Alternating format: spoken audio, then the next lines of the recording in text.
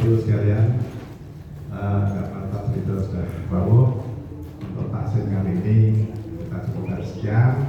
Semoga bisa bermanfaat bagi Bapak Ibu rekan sekalian, dan saya minta maaf yang menginginkan latihan teman-teman kita mulai nanti habis lebaran saja. Baik, kita mulai aja langsung.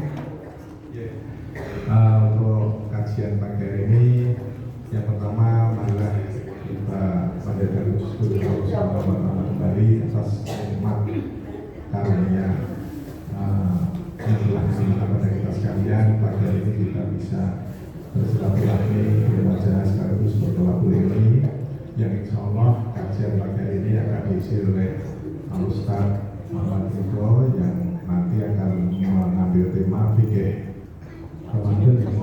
Fikih Ramadan di puasanya. Mari kita dengarkan sebagai bekal kita untuk melaksanakan puasa Ramadan yang insya Allah tinggal beberapa hari lagi. Untuk itu, marilah kita awali dengan membaca basmalah bersama-sama. Bismillahirrahmanirrahim. Terus nanti dengan Ustaz langsung bisa untuk diisi kajian pagi ini. Terima kasih. Assalamualaikum warahmatullahi wabarakatuh.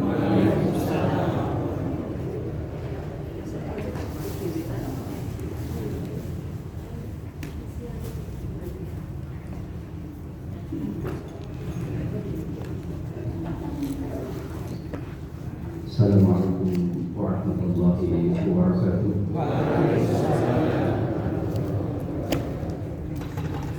Alhamdulillah, alhamdulillahilladzi bi ni'matihi tatimmus shalihat wa bi fadlihi tatanazzalul khairatu wal barakat wa bi taufiqihi tatahaqqaqul maqasid wal ghayat الذي هدانا لهذا وما كنا لنهتدي لولا أن هدانا الله.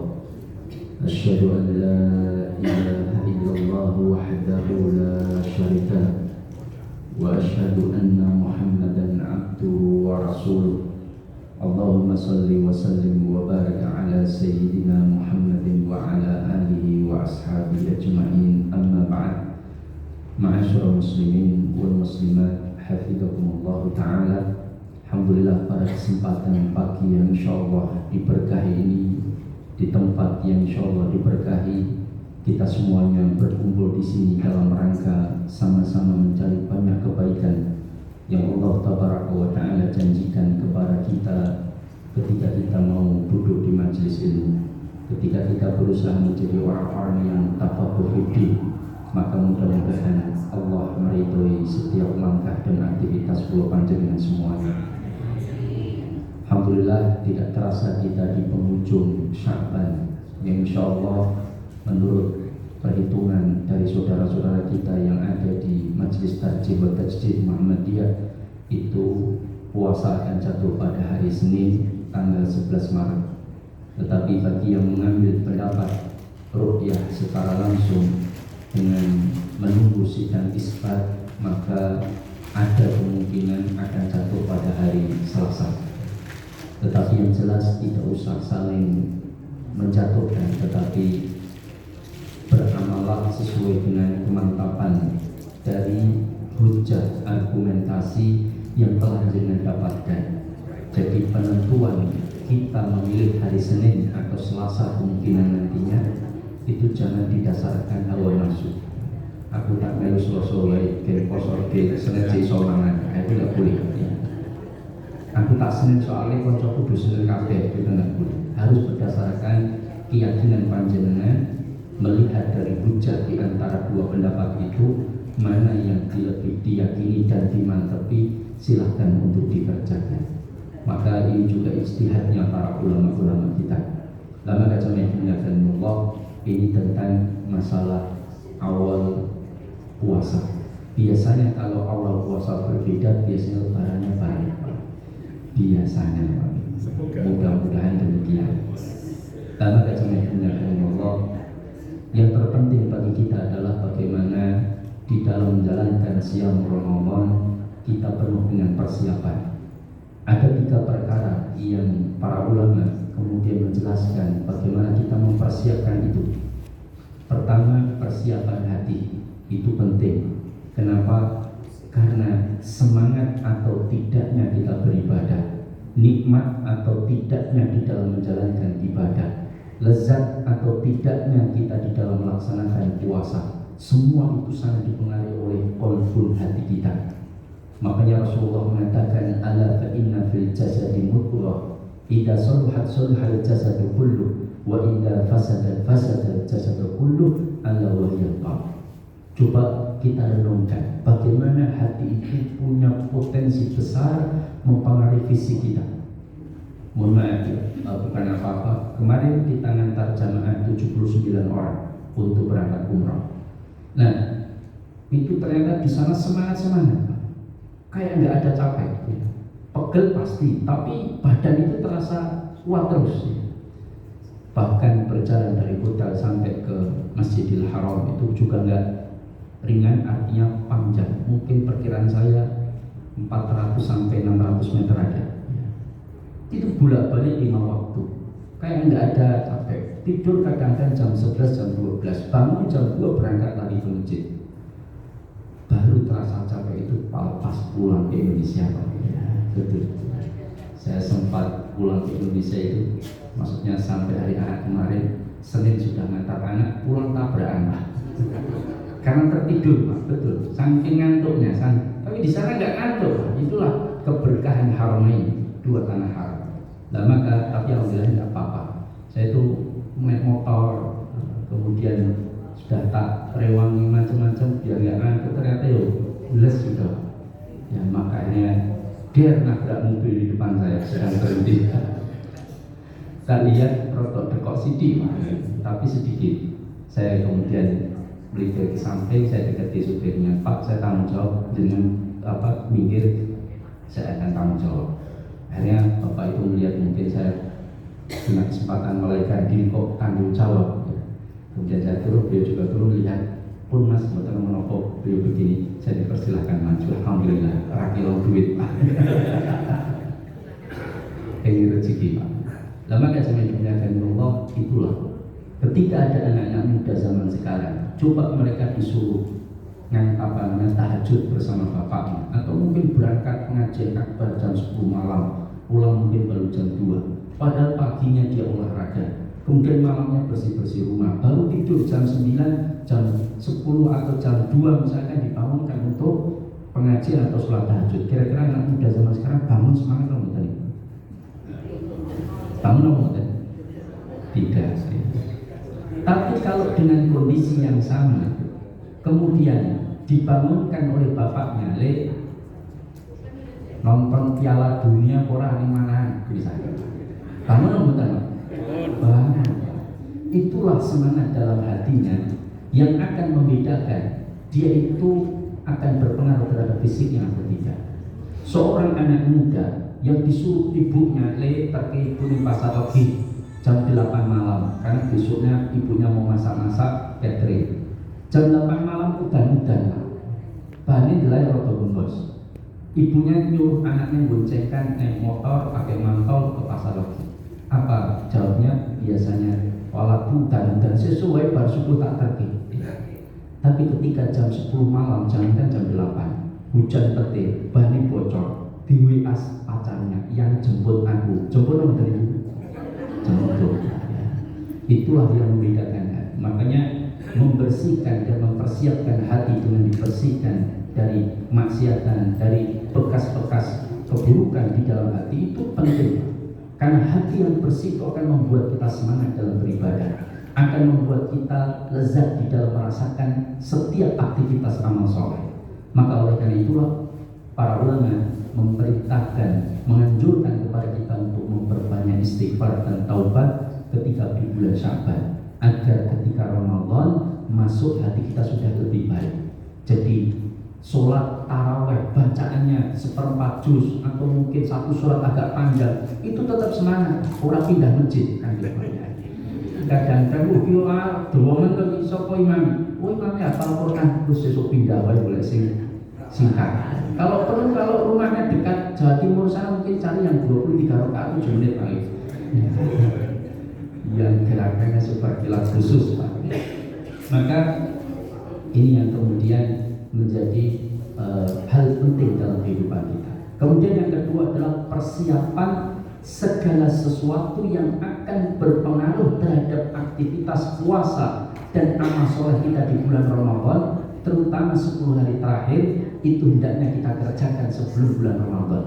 Apa contohnya? Misalkan kalau jenengan pengusaha dan punya banyak karyawan, nanti kalau menjelang Ramadan berakhir mau Syawal, itu banyak, mohon maaf, pengusaha yang kemudian sibuk membungkusi parcel, belanja parcel untuk ngasih karyawan-karyawannya, sehingga Ramadannya keder, ngajinya terbengkelai. Maka itu yang menyedihkan. Apalagi kemudian sibuk mencari kelambiannya saribit sak keluarga. Sehingga seharusnya 10 hari terakhir itu digunakan untuk beribadah semangat, itu malah keder. Apalagi beberapa tukang jahit yang saya tahu itu sampai direwangi rata-rata goro-goro nompo jahitannya kakian. Itu sampai seperti itu. Maka ini hal-hal yang kemudian akan berpengaruh terhadap aktivitas ibadah kita, hendaknya dikerjakan jauh-jauh hari sebelum masuk Ramadan. Mumpung ini masih Sya'ban atau mungkin masuk awal Ramadan, nah sekarang cari kain, jahitkan untuk baju saribit sekeluarga nanti Lebaran, sehingga tidak mengganggu aktivitas kita Ramadan, terutama di 10 hari terakhir. Yang ketiga, ini hal yang paling kita perhatikan, salah satunya adalah mempersiapkan ilmu. Nah ini yang akan kita belajar lebih panjang, karena al-ilmu imamul amal, ilmu itu imamnya amal. Amal ibadah kula panjenengan itu wajib berdasarkan ilmu. Al-ilmu qabla al-qaul wal amal, ilmu itu harus ada sebelum berkata dan berbuat. Beribadah itu enggak pakai perasaan, Pak. Ukurannya jangan perasaan, tapi ukurannya adalah dalil. Karena kalau pakai perasaan, itu kita bisa protes, Pak. Sholat subuh itu janjane kudu sing pas petang rakaat, sekaligus olahraga pagi. Sholat isya kan wis kesel, maghrib wis telu barang, kudune loro wae gendang turu dan wis soalnya kesel awake. Menurut perasaan kita, tetapi itulah ibadah bersifat taufikiyah, maka harus dengan petunjuk Allah Subhanahu wa taala. Maka oleh karena itulah kita laksanakan berdasarkan dan kayak kemarin kita bimbing umroh, ada salah satu jamaah, Ustaz, nanti kalau pas sa'i Ustaz, kayak itu kemarin saya pernah umroh, ada jamaah yang bacanya keras Ustaz, bahkan bareng-bareng kayak kur paduan suara. Ya, ada yang sholawat juga, Allahumma, semuanya dibaca, bahkan termasuk tawaf juga. Ya.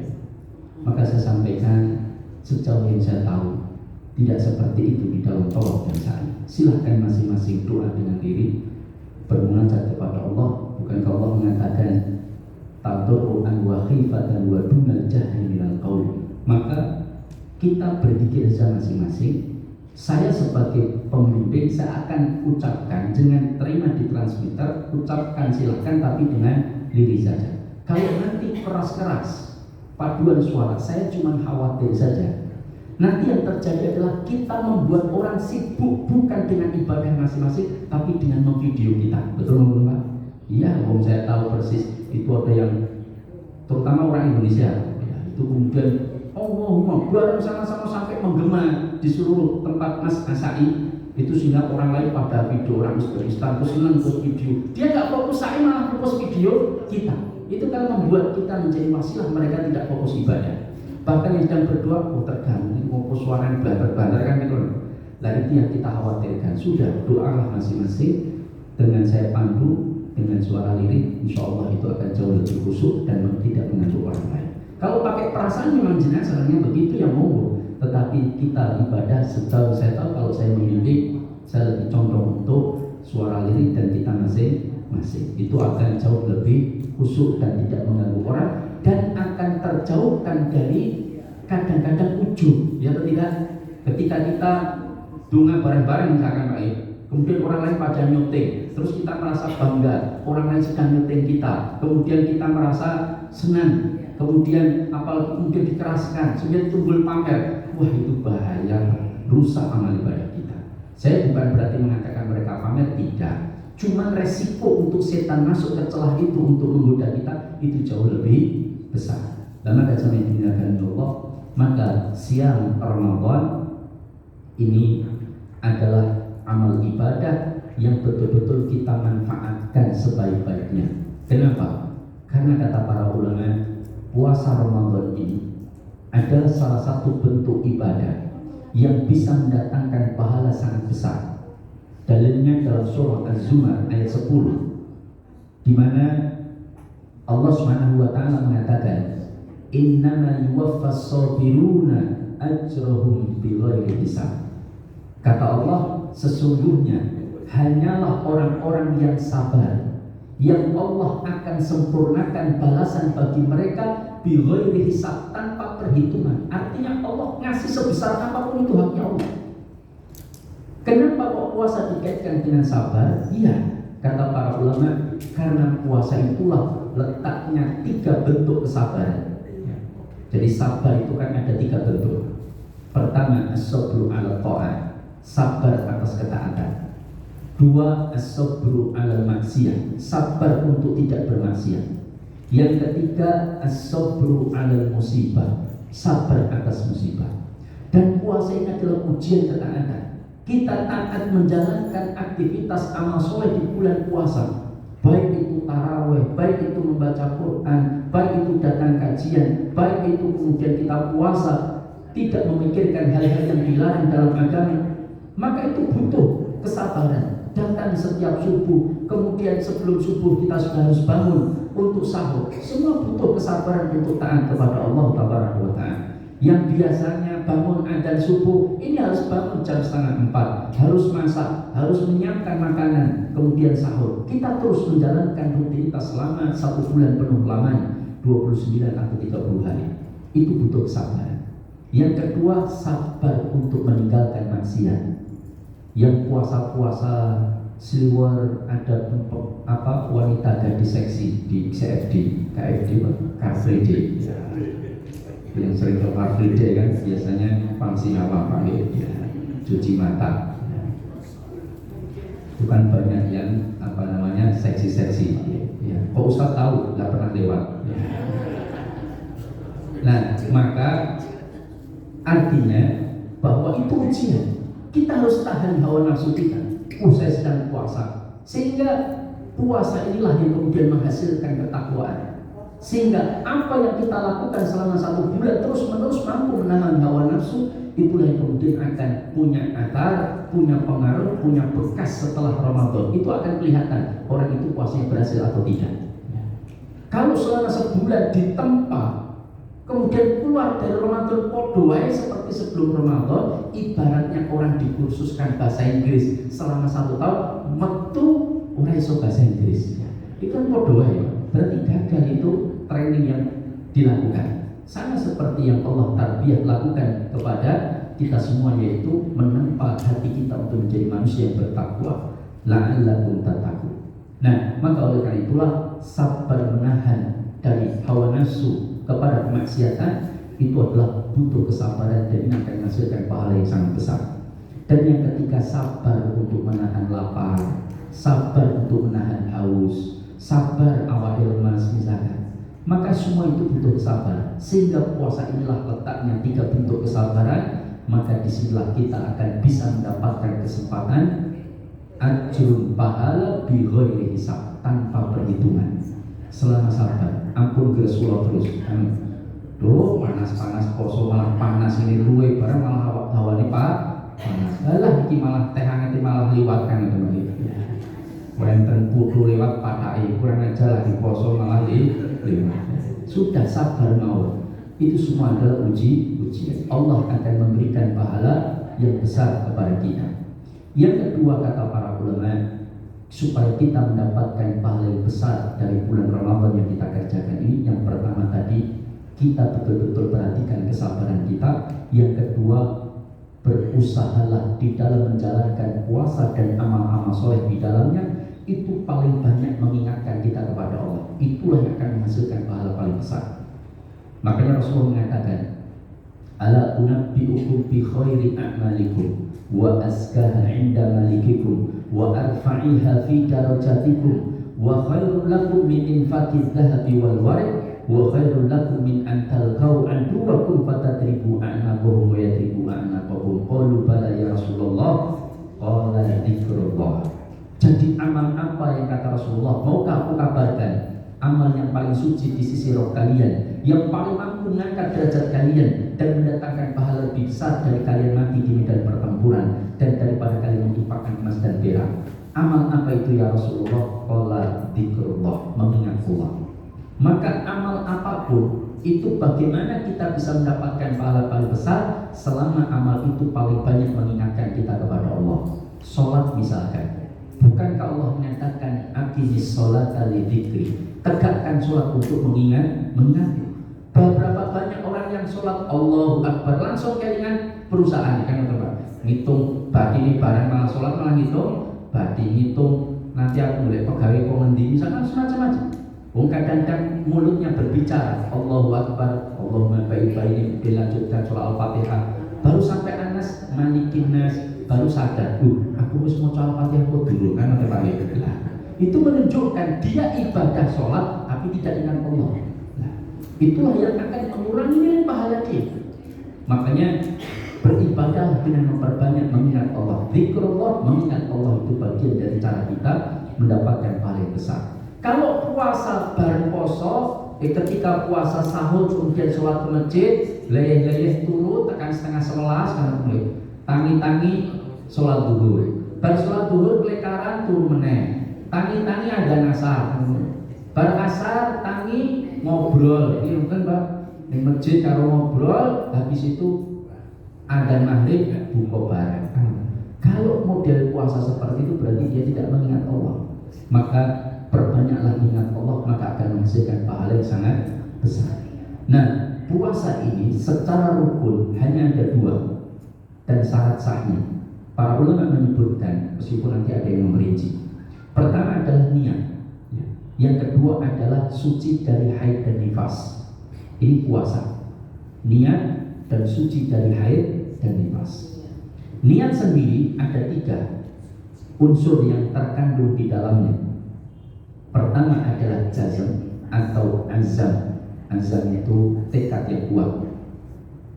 Azam tekad yang kuat. Yang kedua at-ta'yin, menentukan niat. Jenengan harus menentukan dalam amal ibadah. Contoh, jenengan sholat subuh datang ke masjid setelah adzan. Sampai ke masjid, jenengan sholat 2 rakaat karena tema itu jenengan harus menentukan sholat apa yang jenengan lakukan. Itu harus sadar. Itulah niat.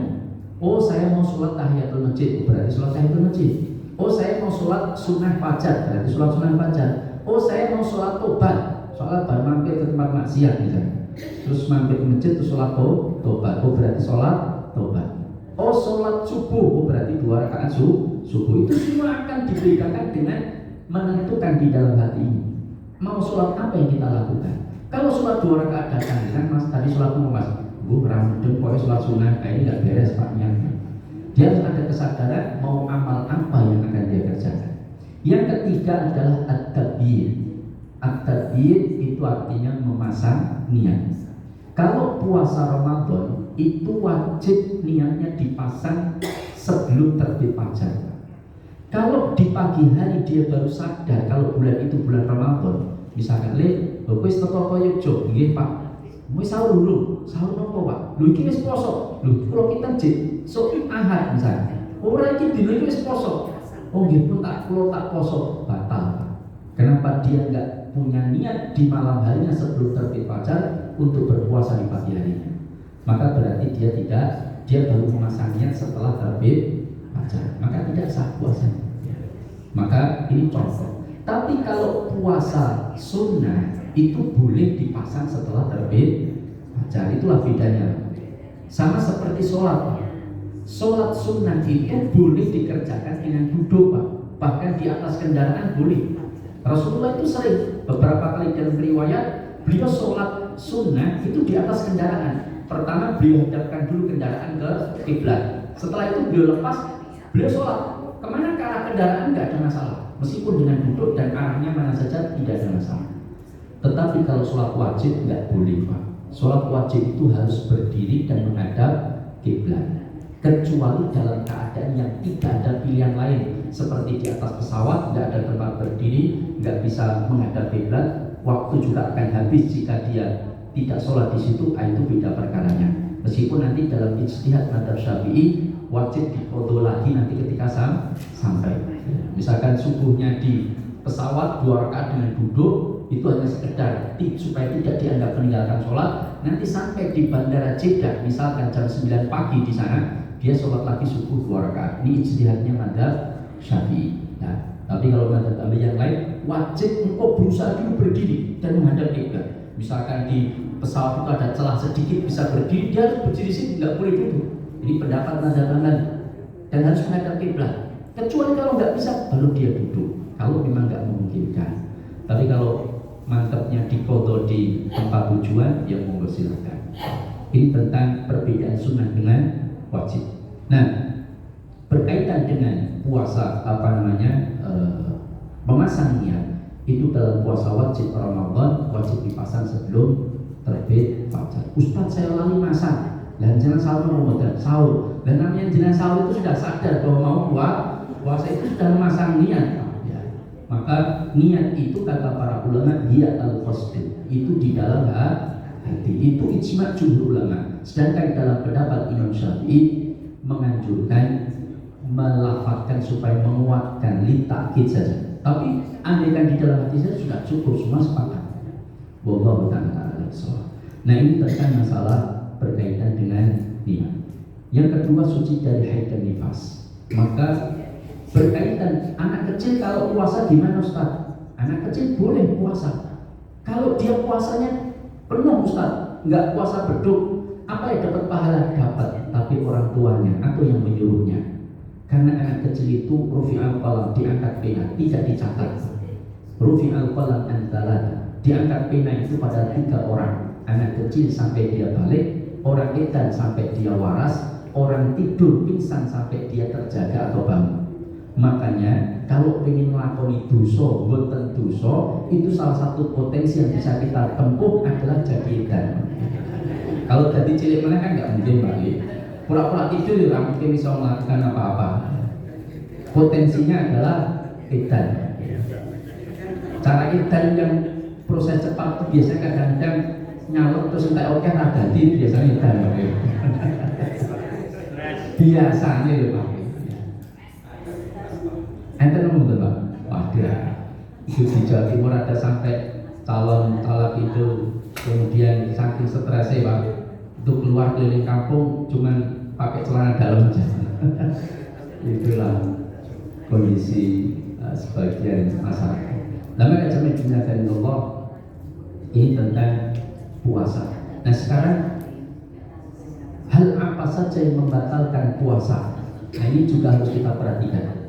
Pertama, makan minum dengan sengaja. Makan minum dengan sengaja. Kalau tidak disengaja tidak apa-apa, itu bonus Pak. Jenengan esok-esok poso pertama malah boleh udangan balik, terus dahar, terus ngombe es jeruk, baru sadar kalau puasa man terus kemawon, itu bonus Pak. Bonus Pak. Saya ngerti gak ampun meneng baik. Oh bojoku lali kan mesti kayak wis tak teke gen warak sik kan enggak boleh Pak. Dosa yang tahu kalau mendiamkan, dia harus segera memberitahu. Yang tidak tahu, tidak sadar, itu bonus. Yang kedua yaitu berjimat. Berjimat itu termasuk yang membatalkan puasa. Di siang hari Pak, malamnya boleh Pak, boleh tancap gas. Tapi siangnya pagi sebelum terbenam matahari tidak boleh. Kalau dia melanggar, maka dia kena hukuman. Kalau dia dengan sengaja, artinya dia melakukannya dengan kerelaan, maka dia kena hukuman memerdekakan budak. Nggak ada budak, dia wajib berpuasa 2 bulan berturut-turut. Makanya puasa wajib itu ada berapa? Ada 3 Pak. 1 puasa wajib karena zamannya, waktunya, yaitu Ramadan Pak. Nggak mungkin misalkan, oh ini karena Indonesia sedang perhitungan sirekap misalkan Pak ya. Kemudian Ramadannya digeser bulan Syawal, nggak bisa. Ini puasa Ramadan. Kedua, puasa karena nadar. Soin aku ketompo Telkom misalkan, ya. Lamar yang Telkom ditompok aku tak poso daud selama 3 tahun misalkan. Ternyata ditompok tenang Pak. Nah maka wajib dia puasa 3 tahun daud. Ribet? Utang Pak, utang sama Allah berarti. Ya dosa dia. Maka harus segera ditunaikan. Kalau dia nggak mampu, misalkan dilalah, misalkan orang itu terus kena penyakit parah kronis, dia wajib minum obat sehari 4 kali dan tidak mungkin puasa. Dia khawatir meninggal sebelum menjalankan nadarnya, maka boleh diganti memberikan makan fakir miskin 60 orang. Ya. Tapi kalau tidak ada pilihan, tidak ada kemungkinan itu bisa dijalankan. Tapi kalau mampu, kayak saya ditelepon seorang anak muda, Ustaz, saya kemarin kena COVID, kemudian saya masuk ICU Ustaz. Tapi saya di tengah kesadaran saya berdoa kepada Allah, ya Allah, andaikan saya sembuh dan Kau sembuhkan, saya berjanji ya Allah, saya akan sumbangkan motor saya satu-satunya. Motornya kalau nggak salah NMAX Pak. Akhirnya sembuh. Tapi setelah sembuh Ustaz, kok maneman Ustaz? Saya tanya sama bapak saya bilang, orang maneman deh. Terus ini boleh Ustaz, tapi caranya diganti nadar. Akhirnya teleponlah saya. Sakit Pak Ustaz, nopo Ustaz, poso nopo ngasih makan fakir miskin. Saya bilang bisa dengan memberikan makan fakir miskin jika tidak mampu dilakukan seperti tadi. Nah kalau ini motor enten buatan Mas, enten Pak Ustaz. Ya disumbangi jenengan mati nonton buatan. Ya sudah, nggak ada pilihan lain, sumbangkan daripada jenengan bangsa mereka. Maka sudah, itulah makanya kata Rasulullah, orang bersedekah dengan nada itu cirinya wong pelit Pak. Betul Pak. Ibarat anak kecil, Bu, aku gelem adus, gelem sinau, aku kayak sesuk sami 10.000 kan Pak. Nah, itu namanya ngasih syarat. Nah, yang ketiga baru puasa kafarat. Nah, kafarat inilah seperti salah satunya melakukan hubungan istri, suami istri di siang hari. Nah, itu tidak boleh. Kenapa? Karena melanggar. Dia harus puasa 2 bulan. Enggak mampu 2 bulan. Ustaz, bojo kula tesih 19 tahun kula nganten anyar. Wong sesasi nyelonong apalagi rong sasi. Enggak kuat Ustaz, ya sudah diganti dengan memberi makan fakir miskin sebanyak 60 paket. 60 orang miskin silakan. Nah, maka itu kafarat. Nah, ini larangan di dalam berpuasa adalah berhubungan suami istri. Ustaz, kalau saya mimpi basah di siang hari, ternyata turu di sofa mimpi berhubungan dengan suami istri, tahu-tahu keluar spermanya, apakah batal puasa saya Ustaz? Tidak, ini bonus Pak. Dalam Islam itu kata bonus Pak, itu bonus. Tetapi kalau melakukan istimna, nah itu jumhur ulama sepakat batal. Apa istimna? Sengaja. Kalau laki-laki namanya onani, kalau perempuan masturbasi. Itu batal. Kenapa? Karena dengan sengaja. Kalau tadi muntah Ustaz, karena ada yang membatalkan puasa itu muntah dengan sengaja. Diogo-ogo supaya muntah, batal Pak puasanya. Tapi kalau muntah tidak disengaja, itu tidak batal. Paham ya? Misalkan delala makan sahur kekenyangan, terus berangkat ke Sragen naik mobil dilarang yang ngasih mumet sirai muntah Pak tidak sengaja, maka tidak batal. Dia akan menjadi batal kalau muntah terus dalam delok yang paling metu misalnya, terus dicukup oleh dipangan batal Pak. Wah Pak larang ini metu wis tak lewang metu umpal malah metu harus dipangan oleh batal. Nah, pokoknya muntah tidak disengaja tidak batal, tapi kalau sengaja batal. Kemudian apalagi yang membatalkan puasa, yaitu niat membatalkan puasa, itu sudah batal. Misalkan jenengan mau berangkat ke Semarang, terus jenengan berniat Allah di Semarang naik mobil, insyaallah kuat mengambil di supiri, nggak berat dalam perjalanan, saya akan puasa saja. Delala tekan Kartosuro, AC ini mati Pak. Wah AC ini mati, panas mengira pina, perkoso di Semarang naik mobil AC-nya mati. Wes tak batal kewe, Mas supir mengkih teng Solo Tiku boleh rumah makan Padang. Siap Pak kan gitu. Ternyata tekan Padang rumah makannya petang kabeh. Karena tutup. Boleh supermarket tutup semua karena hari pertama Ramadan, semua menghormati itu tutup semua. Wah, podonya luwe carane ini kan. Wes tak terus ke poso batal kan. Karena tadi sudah meniatkan membatalkan. Makanya niat membatalkan sudah batal puasa.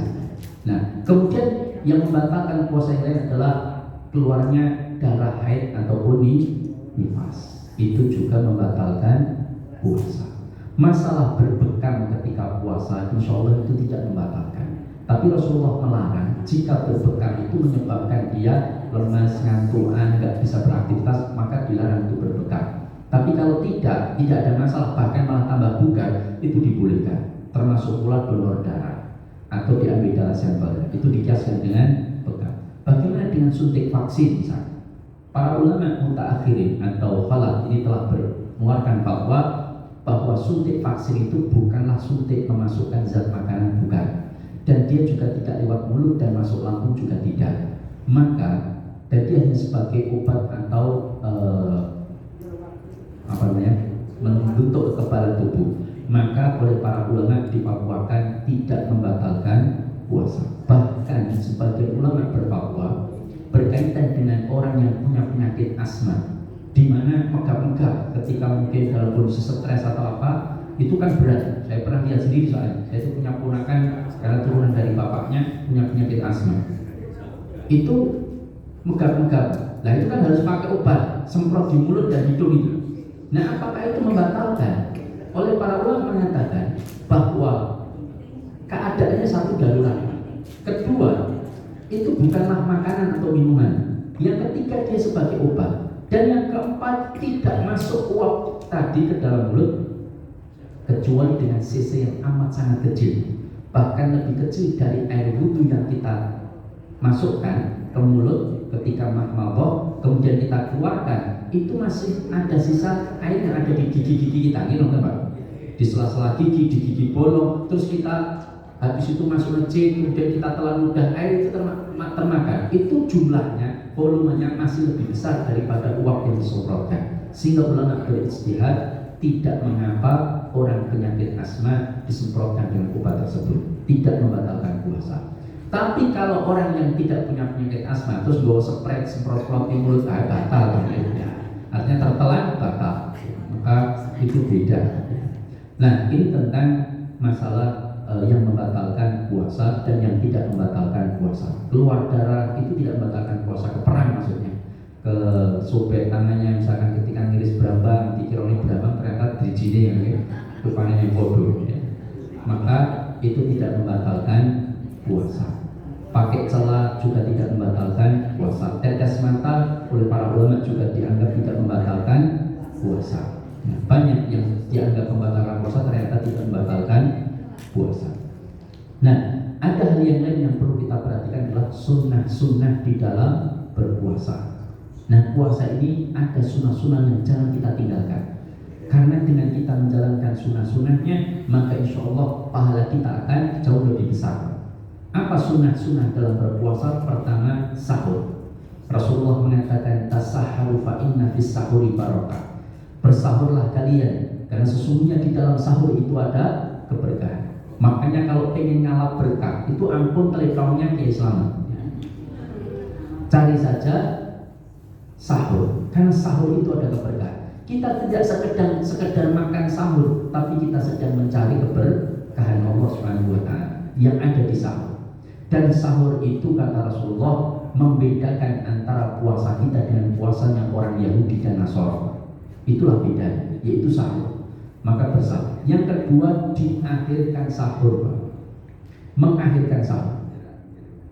Kapan waktu sahur itu sesungguhnya Ustaz? Kalau kita rujuk pada satu hadis menyebutkan bahwa Rasulullah mengatakan apabila Bilal mengumandangkan adzan maka bersahurlah kalian, dan apabila Abdullah Ummi Maktum telah mengumandangkan adzan maka berhentilah. Maksudnya adzan yang dilakukan Bilal itu adalah adzan pertama. Tidak tahu di USA tidak begitu banyak yang menjalankan adzan pertama. Tapi kalau di Saudi itu Masjidil Haram, Haramain itu semuanya mengumandangkan adzan pertama. Itu adalah cara terbaik untuk membangunkan orang tahajud, orang untuk sholat witir, atau membangunkan mereka untuk sahur. Itu dengan adzan. Tapi kalau di Indonesia bukan Pak D, Bode, monggo sahur kan kemarin. Tangi, wis jam 4 kan. Itu di Indonesia Pak. Tapi kalau di caranya Rasulullah yaitu dengan mengumandangkan adzan pertama. Itu untuk membangunkan orang sahur atau untuk tahajud, baik di bulan Ramadan atau di luar bulan Ramadan, nggak ada masalah. Itu adzan pertama adalah sunnah. Nah, itulah waktu jarak antara sahur yang terbaik. Yang lebih baik lagi diakhirkan lagi. Di antara dua adzan itu diakhirkan. Kira-kira kata para ulama 50 bacaan ayat Quran, Pak. Ini jajannya tergantung soko sing maca Pak. Macane gertal-gertal setengah jam, Pak. Nah, tapi kalau maca standar, saya ukur itu kira-kira sekitar 15 menit, 10-15 menit, Pak. Itulah waktu terbaik untuk sahur, diakhirkan. Nah, cuma kadang-kadang di Indonesia itu 10 menit imsak, Pak ya. Imsak itu apakah tidak boleh makan? Boleh, karena belum terbit fajar.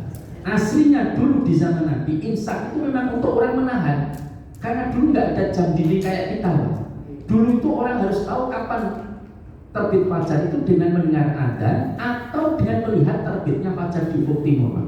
Maka ketika ada yang melihat, maka memberitahu keluarganya, imsik tahan, itu sudah terbit fajar, jangan makan lagi, kan begitu, Pak. Cuma diterapkan di Indonesia beda modelnya, Pak. Kita malah 10 menit sebelum adzan, padahal 10 menit 15 menit sebelum adzan itulah waktu sahur yang terbaik, Pak. Nah, ini contoh beda. Kayak dalam bahasa fikih, kalau jenengan nanti ke Masjid Nabawi itu kan ada namanya Masjid Abu Bakar, dan di situ dituliskan, atau juga Masjid Mendung ya, artinya masjid itu dulu tempat Rasulullah sholat istisqa untuk memimpin. Di situ masjid itulah disebut dengan musola. Sebenarnya masjidnya nggak ada, itu hanya monumen yang dibuat masjid, Pak, sebagai tempat mimbarnya Rasulullah. Sebetulnya adalah tanah lapang. Nah, tanah lapang itulah dalam fikih dan dalam Islam disebut dengan musola, tempat untuk dilaksanakannya sholat Idul Fitri, Idul Adha, dan sholat minta hujan. Itu namanya musola. Ini bahasa Nabi di sana, orang Arab sana, dipakai oleh kita. Gone beda, Pak. Musola itu bukan tanah lapang untuk sholat Id, tapi musola itu masjid cilik sing ora dienggo sholat Jumat, kan beda meneh, Pak. Itulah bedanya kita dengan bahasa Arab sana. Lah, maka jangan digunakan Allah. Ini yaitu mengakhirkan sahur. Kemudian yang ketiga, kalau bisa, ini sunnah saja, tetapi kalau dijalankan bagus, yaitu bersahur dengan sesuatu yang akan membuat kita lebih kuat dalam melaksanakan aktivitas berpuasa, yaitu apa? At-tamar, kurma. Dan ternyata saya pernah buktikan, makan sahur dengan 7 butir kurma atau 5, kemudian teh hangat dengan makan tepung ayam opor, terus tambah es macam-macam. Itu ternyata ketika saya beraktivitas dalam sehari berpuasa, itu saya lebih nyaman dan lebih kuat dengan kurma. Kenapa? Karena tenaga kita, perut kita tidak begitu susah mengolah makanan yang ada di dalam perut, karena dia mengandung glukosa, sehingga mudah dirubah menjadi tenaga. Dan kita, tubuh kita, perut kita, lambung kita, usus kita tidak perlu bersusah payah mengeluarkan banyak tenaga untuk mengolahnya, sehingga aktivitas kita lebih fresh. Cuman orang Indonesia orang mungkin disebut makan kalau di rumah makan sego, ya, maka memang makanan terbaik ya makanan pokok kita. Maka makan nasi tidak masalah, cuman tambahkan ya 1 atau 3 butir kurma supaya lebih sunnah. Yang renek saya manis-manis ya boleh talok rapopo. Kan talok pinggir jalan kata itu kan desa, Pak. Kalau kota saya nggak tahu. Di desa saya itu talok kadang. Itu kan ada yang nenek Pak motornya nyampar itu mereka asal talok. Talok kan juga manis, mengandung banyak glukosa, sehingga itu juga bisa menjadi tenaga yang bagus. Kemudian menyegerakan berbuka, itu juga bagian dari sunnah. Menyegerakan berbuka, karena itu sunnah. Rasulullah sampai mengatakan seseorang itu berada dalam kebaikan selama dia menyegerakan berbuka. Jangan kemudian, wah, ini kok mati atau cepat, terus tak sholat wae, malah aku sholat ibadah terus daripada mangan urusan dunia, malah salah dia. Seharusnya yang terbaik itu adalah berbuka dulu. Cuma cara berbuka, carilah cara berbukanya Rasulullah. Rasulullah itu kalau berbuka yang manis-manis dulu, nggak ada tamar, nggak ada rutok, tamar, Pak. Nggak ada tamar ya kita cari yang manis-manis, ampiang di rapopo. Sementing yang manis-manis supaya tubuh kita itu cepat mengolah bahan makanan itu menjadi tenaga. Tapi kalau urung-urung wis mangane wak empal, bakso, tengkleng, tur mangane kakian, matane bededen, terus tubuh mengolahnya berat, sehingga tenaga sisa dalam tubuh dipakai untuk mengolah makanan, malah hasilnya tambah lemes, Pak. Ngantuk, itu yang terjadi. Dan bahkan kadang-kadang imamnya sujud terlalu lama, gumoh, Pak. Itu terjadi. Nah, maka ini hal-hal yang kadang-kadang tidak diperhatikan. Nah, maka oleh karena itulah berbukalah sesuai dengan sunnah. Kalau memang waktunya mepet ya buka dulu minum kurma atau cola. Kalau kira-kira mau kurma ya sudah kita sholat dulu, kemudian habis itu makan berat silakan. Tapi kalau pada waktu makan berat ya monggo. Tapi awali dulu dengan yang manis-manis, itu adalah sunnah. Kemudian apa sunnah yang lain adalah kata para ulama, tentunya jangan lupa berdoa. Karena waktu berbuka atau menunggu berbuka ini adalah waktu yang mustajab. Doanya silahkan dengan doa apapun. Tapi kalau dinisbatkan doa ini doa Rasulullah harus didasarkan kepada hadis yang sahih. Maka jemaah dimuliakan Allah, silahkan ada doa Allahumma laka sumtu, ada disebutkan oleh Imam Nawawi, meskipun riwayatnya ada yang menyebutkan dhaif secara sanad, tetapi boleh tidak dibaca, boleh ya, asalkan jangan dinisbatkan doa itu doa Rasulullah SAW, kecuali dengan yakin dengan takhrij ulama ahli hadis yang mengatakan hadisnya hasan atau sahih ya. Kemudian ada doa lain juga, dhahabat dhama'u wa talatil uruq wa tabatal ajr insyaallah. Ini doanya Ibnu Umar. Dan hadis ini paling dikuatkan oleh para ulama. Silahkan baca dengan doa itu. Kita berbuka minum dulu membaca bismillah. Dalam riwayat Ibnu Umar juga mengatakan qul samillah wa qul biyaminik wa qul mimma yalik. Kita baca bismillah, minum, hilang dahaga, baru berdoa dhahabat dhama'u wa talatil uruq wa tabatal ajr insyaallah. Kemudian sunnah yang lain adalah memperbanyak qiraatul Quran. Orang yang membaca Qurannya benar, maka Allah akan berikan pahala 10, dari 1 digandakan 10. Ramadan digandakan sesuai dengan kehendak Allah. Tapi kalau bacanya gerogal geradul, tetap itu pahala 2, falahu ajron, bacanya 2 pahala. Jadi selesai walu Pak rugi Pak ya. Maka belajar kepada beliau agar bacaan kita benar sehingga pahalanya sempurna. 10 Pak, banding loro kan kacake 8 Pak. Kan rugi bodoh-bodoh moco ya yang benar, maka insya Allah pahalanya lebih baik ya. Maka kita perbanyak khatam Al-Quran, tetapi jangan lupa mentadaburi dari setiap ayat-ayat yang kita baca. Kemudian kita melaksanakan tarawih, itu adalah bagian sunnah yang jangan sampai ditinggalkan. Kenapa? Rasulullah mengatakan man qoma ramadhana imanan wa ihtisaban ghufira lahu ma taqaddama min dhanbi. Barang siapa yang menegakkan sholat malamnya, maka Allah akan mengampuni segala dosa-dosanya yang telah lalu, selama dengan penuh keimanan dan ihtisaban, penuh perhitungan, jangan sampai sholatnya rusak, betul-betul mengharap pahala hanya dari Allah Subhanahu wa Ta'ala, maka Allah akan ampuni seluruh dosa-dosanya kalau menjalankan tarawih. Kemarin ada pertanyaan, Ustaz, kok ada yang witir 21 kan, atau Pak? Kan ada Pak, misalkan witir selesai tahajud, misalkan kemudian mari kita witir sholat 3 rakaat tapi 21. Apakah ini ada? Memang ada khilaf di kalangan para ulama. Sebagian mengatakan metode yang digunakan oleh Ibnu Umar, ada yang menyebutkan memang witirnya 21 ada. Tetapi sebagian para ulama lebih condong apa yang dilakukan oleh kebiasaan Rasulullah ya langsung 3 atau 1 saja. Karena Rasulullah pernah witir 3, 1 atau 7 atau 5 pernah witir di sholat yang harus tarawih, tapi sholat malam witirnya pernah 7, pernah 5 dengan 1 kali salam. Wallahu ta'ala. Yang jelas ini tentang tarawih sangat dianjurkan kalau kita tarawih bersama imam di masjid, lebih baik selesaikan sampai selesai. Ya. Kenapa? Karena kalau sampai selesai, kata Rasulullah, Allah akan mencatat dia sholat semalam suntuk Pak. Loh, berapa final? Daripada dia sholatnya tahajud kemudian witirnya dia pulang, itu meskipun dia bangun lagi malamnya kemudian tahajud lagi baru witir, ditambah tahajudnya kemudian witir, dia tarawihnya lebih banyak rakaatnya daripada bersama imam tadi, itu kalah dengan yang bersama imam Pak. Sebab dia dianggap ada istirahatnya. Dan bersama imam sampai selesai dianggap sholat semalam suntuk kendar Pak. Ada pahalanya lebih besar itu. Maka kalau ingin tahajud lagi tidak apa-apa, yang penting selesaikan witir bersama imam, habis itu pulang tidur malam bangun lagi tahajud lagi boleh Pak. asalkan nggak usah witir lagi kata para ulama. Karena tidak ada dua witir dalam satu malam. Meskipun ada yang berpendapat kalau diselingi dengan tidur kemudian boleh witir lagi, ada, tapi saya tidak mengambil pendapat ini. Saya mengambil zahir hadis tidak ada dua witir dalam satu malam. Wallahu ta'ala. Maka ini tentang tarawih yang betul-betul kita perhatikan agar kita senantiasa menjalankan tarawih. Kalau ingin tarawih seperti Rasulullah 11 rakaat, tarawihnya ba'da isya, kira mungkin jam 9 sampai menjelang subuh, pagi. Warna modern Pak. Itu tarawihnya Rasulullah. Satu rakaat surah Al-Baqarah dan Al-Maidah. Itu satu rakaat Pak.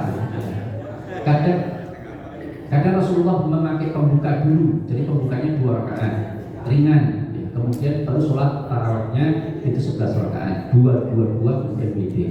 Itu dilakukan. Ulama sepakat. Tapi apakah sholat lebih dari 11? Ada, karena sebagian sahabat melakukannya. Kenapa? Untuk mengimbangi sholatnya Rasulullah. Kalau Rasulullah sholatnya 11 sampai menjelang subuh, karena sahabat mungkin tidak sampai sepanjang itu, nah ditambah rakaatnya. Nah kita ini pilih yang 11 atau singkat Pak gitu. Itu ya apa-apa Pak. Yang penting berusaha tarawih yang khusyuk kan ikhlas. Nah ini tentang berkaitan dengan fikih siang Ramadan. Tapi kalau sudah jam 9, barangkali ada yang bertanya, meskipun penjelasan panjang, nanti ada penjelasan tentang orang yang boleh berpuasa dan boleh tidak berpuasa, wanita hamil dan menyusui, orang sakit, kemudian orang yang musafir, orang yang keluarga yang berat dalam berpuasa. Dengan kondisi yang berbeda, hukumnya pun berbeda. Ada pertanyaan? Ini sampai jam 9. Monggo silakan. Assalamualaikum warahmatullahi wabarakatuh. Waalaikumsalam warahmatullahi wabarakatuh. Ini Ustaz, amalan selama kita sahur itu saya beberapa tahun, mungkin sekitar 6 tahun yang lalu itu dari ceramah Syekh Ali Jaber itu mengatakan kita tahajud bagus, membaca Al-Quran bagus, tapi amalan yang paling bagus adalah sayyidul istighfar. Apakah saya mengamalkan itu sejak mengerti itu, yang ngaji juga bagus, terus juga bagus, sama sholat tahajud juga bagus, tapi amalan yang paling istimewa adalah sayyidul istighfar. Apakah itu sunnah? Terima kasih. Assalamualaikum warahmatullahi wabarakatuh. Waalaikumsalam warahmatullahi wabarakatuh. Pertama, amalan apa yang terbaik di waktu sahur? Allah Subhanahu wa taala menegaskan di dalam Al-Qur'an, "Wa bil ashari hum yastaghfirun." Dan sesungguhnya orang-orang yang orang-orang bertakwa di waktu sahur mereka itu yastaghfirun, mereka beristighfar kepada Allah. Memang salah satu amalan paling utama di waktu sahur adalah istighfar. Tapi bukan berarti kemudian kita tidak bisa melaksanakan tahajud, ya. Karena tahajud terbaik kan di akhir waktu, di akhir malam. Kita bisa tahajud sekaligus istighfar, kan begitu kan? Misalkan ketika sujud kita memperbanyak istighfar kepada Allah. Ketika kita setelah saya tahajud atau di antara 2 rakaat misalkan, atau ketika waktu istirahat, misalkan tarawih 2 rakaat kemudian istirahat, karena tarawih itu kan roha istirahat.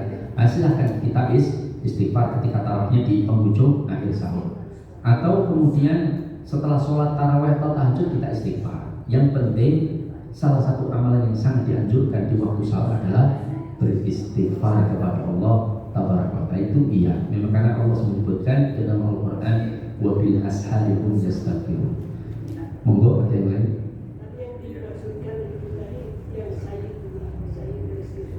Oh, sayyidul istighfarnya.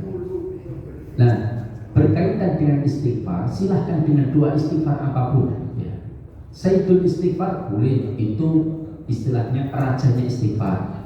Tapi menggunakan istighfar astagfirullah itu boleh, itu sudah mewakili bagian dari istighfar. Atau menggunakan Allahumma firli wa tub alayya innaka antat tawwabur rahim. Allahumma firli wa tub alayya itu bagian dari doa yang sering dibaca Rasulullah di akhir hayat beliau. Itu zikir yang paling baik dibaca oleh Rasulullah, silakan. Yang penting istighfar. Atau astaghfirullahaladzim alladzi la ilaha illallah wal hayyul qayyum wa atubu ilaih. Itu juga boleh, silakan. Yang penting mengandung istighfar kepada Allah Taala.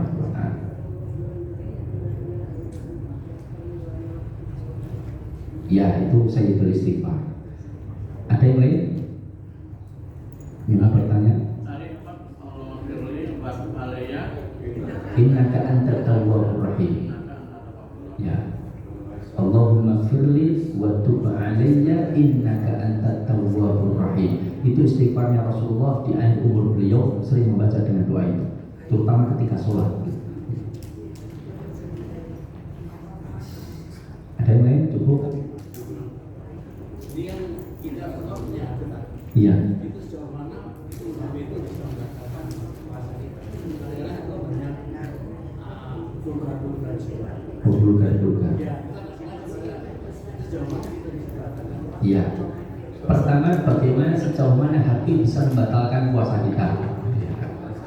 Pertama, apakah menonton hal-hal yang vulgar? Kadang-kadang HP itu iklannya macam-macam lagi.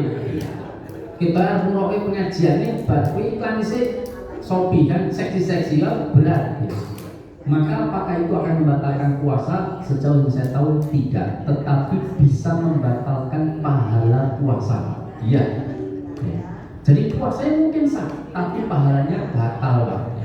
Kan ada orang sah puasanya dan sah pahalanya, dia dapat. Ada orang yang tidak sah puasanya, yang jelas dan jelas tidak sah pahalanya. Tapi ada orang yang puasanya sah, ini orang itu apa-apa, Pak, pahalanya batal. Nah, maka itu yang rugi. Maka kalau kita nggak bisa membendung handphone kita, Pak, dilalah buka YouTube kan, Pak, apalagi tambah aplikasi macam-macam, Pak, ya. Sudah, kalau banyak mau, udah tutup saja atau diganti dengan HP jadul, Pak, sing sone SMS karo telepon itu janjane paling aman, Pak. Karena HP sekarang itu luar biasa, Pak, fitnahnya. Betul, Pak, apalagi zaman anak muda sekarang, Pak. Lihatlah anak-anak kita, cucu-cucu kita, keponakan-keponakan kita, itu HP itu koyo nyawa nih, Pak. Gini, Pak. Dikit-dikit pasang status, ini nonton, Pak. Aku antri di WC pasang status, Pak. Sedang antri di WC, guys, ya, pasang status. Sampai ada orang saya perhatikan, betul, Pak, saya perhatikan anak muda ini. Dia hidupnya mungkin 70% itu hanya untuk membaca status dan status orang dan untuk bikin status, Pak. Kan menyedihkan orang seperti ini, Pak. Diperbudak dengan HP, itu berat. Makanya kita ukur masing-masing. Cukup kayaknya, demikian dari saya, mudah-mudahan bermanfaat. Aku qouli hadza wa astaghfirullah wa lakum. Innahu huwal ghafurur rahim. Assalamualaikum warahmatullahi wabarakatuh. Alhamdulillah, alhamdulillah, wa syukurillah wa la haula wa la quwwata illa billah. Jadi tadi tausiah dalam rangka persiapan untuk melaksanakan puasa di bulan Ramadan, semoga bisa menjadikan istilahnya macam ilmu sehingga bisa kita